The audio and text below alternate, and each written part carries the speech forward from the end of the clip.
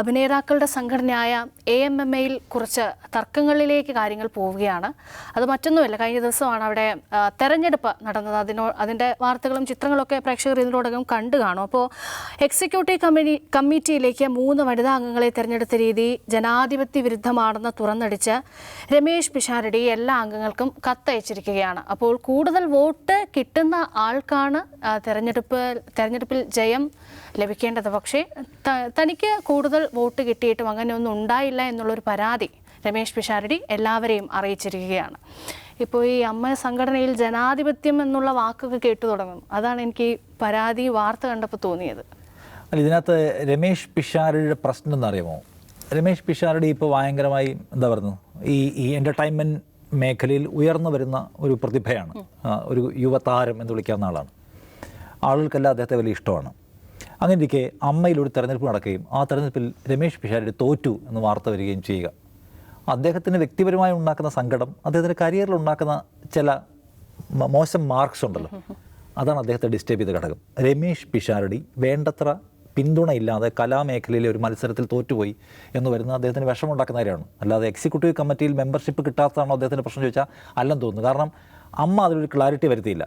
ആ തെരഞ്ഞെടുപ്പിൽ കൂടുതൽ വോട്ട് ഇദ്ദേഹത്തിന് കിട്ടി. ഇദ്ദേഹത്തെക്കാൾ കുറഞ്ഞ വോട്ടുള്ള ആളുകൾ കമ്മിറ്റിയിൽ വരുന്ന നിലയുണ്ടായി. കാരണം ബൈലോ പ്രകാരം 4 വനിതകൾ കമ്മിറ്റിയിൽ ഉണ്ടായിരിക്കണം എന്ന വ്യവസ്ഥയുണ്ട്. അപ്പോൾ ജയിച്ചവരുടെ കണക്ക് നോക്കുമ്പോൾ അങ്ങനെയില്ല. അതുകൊണ്ട് നിർബന്ധിതമായവരെ ഉൾപ്പെടുത്താൻ തീരുമാനിക്കുന്നു. നിർബന്ധിതമായ 4 പേരെ ഉൾപ്പെടുത്തുമ്പോൾ ഏറ്റവും പിന്നിലുള്ള ആ വോട്ടിന് ഷെയർ നോക്കിയിട്ടുള്ള ആളുകളെ മാറ്റുന്നു, ഇവരെ ഉൾപ്പെടുത്തുന്നു. അത് നേരത്തെ കമ്മ്യൂണിക്കേറ്റ് ചെയ്യപ്പെട്ടില്ല. അങ്ങനെ ഉണ്ടായിരുന്നെങ്കിൽ ഞാൻ നോമിനേഷൻ പിൻവലിച്ചേനെ, അല്ലെങ്കിൽ അതിനനുസരിച്ച് നമുക്ക് പാറ്റേൺ ഫിക്സ് ചെയ്യാമായിരുന്നു എന്നൊക്കെയാണ് രമേശ് പിഷാരടി ഉയർത്തുന്ന പ്രശ്നം. അത് ന്യായമായ കാര്യമാണ് അയാൾ പറയുന്ന കാര്യം. അതിപ്പം സ്ത്രീകൾക്ക് പ്രാതിനിധ്യം ഉറപ്പാക്കരുത് എന്ന അഭിപ്രായം എനിക്കില്ല. ഈ 4 പേരെ മാറ്റണമെന്നൊന്നും അദ്ദേഹം പറയുന്നില്ല. പക്ഷേ കാര്യങ്ങൾ മര്യാദയ്ക്ക് കമ്മ്യൂണിക്കേറ്റ് ചെയ്യാതെ അവരെയും കൂടി മത്സരരംഗത്തേക്ക് കൊണ്ടുവന്ന് ആളുകളുടെ വോട്ട് നിങ്ങൾ പാഴാക്കി. ഞാൻ രമേശ് പിഷാരടി എക്സിക്യൂട്ടീവിൽ വരണമെന്ന് വിചാരിച്ച് വോട്ട് ചെയ്തു, എന്നിട്ട് രമേശിന് അത് കിട്ടിയില്ല, ഞങ്ങളുടെ വോട്ട് പാഴായിപ്പോയില്ലെന്ന് ആളുകൾ എന്നോട് പറയുമ്പോൾ ഞാൻ എന്ത് മറുപടി പറയുന്നത് അദ്ദേഹം ചോദിക്കുന്നു. അപ്പോൾ അത് ആ നിലയ്ക്ക് രമേശ് ഉയർത്തുന്ന പ്രശ്നം ജെനുവിനാണ് എന്നാണ് എനിക്ക് തോന്നുന്നത്. അതുകൊണ്ടാണ് അദ്ദേഹം നേരിട്ട് സാധാരണ നിലയ്ക്ക് ഇങ്ങനത്തെ കമ്മ്യൂണിക്കേഷനൊന്നും അവർ തയ്യാറാവുന്നല്ലോ, പക്ഷേ നേരിട്ട് അദ്ദേഹം വന്നൊരു കാര്യം പറയുകയാണ്. രണ്ടാമത്തത് ജനാധിപത്യത്തെക്കുറിച്ചാണ്. തെരഞ്ഞെടുപ്പ് നടക്കുന്നു. അപ്പോൾ ഒരു പാനൽ ഫിക്സ് ചെയ്ത് ആ പാനൽ, പണ്ടൊക്കെയാണ് നേരത്തെ ഒരു പാനൽ ഫിക്സ് ചെയ്യുന്നു, ആ പാനലിനെ പൂർണ്ണം തിരഞ്ഞെടുക്കുന്നു. മമ്മൂട്ടിയോ മോഹൻലാലിനെ പോലുള്ള ആരെങ്കിലും തലപ്പത്തിരിക്കുന്നു, ബാക്കി എല്ലാവരും അംഗീകരിക്കുന്നു.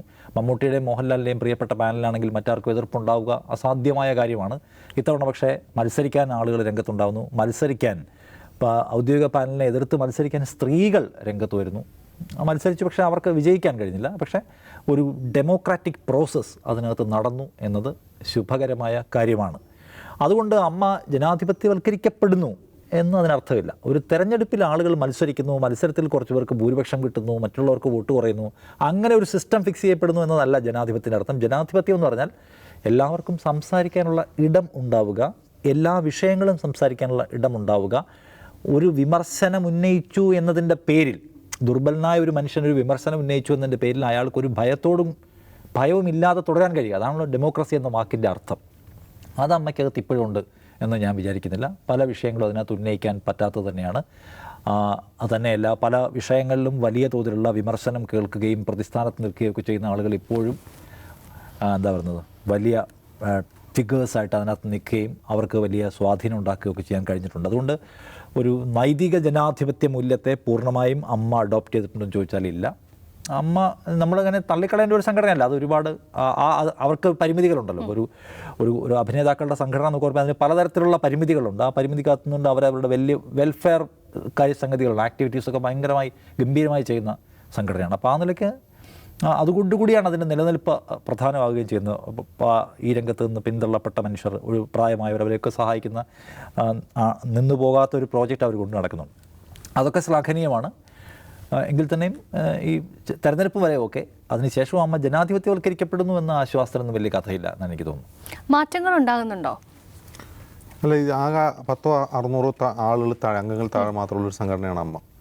അപ്പോൾ അതിൽ വോട്ടിങ് നമുക്കറിയാമല്ലോ. അപ്പോൾ ആകെ 14 ഭാരവാഹികളാണ് വേണ്ടത്. അപ്പോൾ 14 ഭാരവാഹി സ്ഥാനത്തേക്കാണ് തെരഞ്ഞെടുപ്പ് നടക്കുക.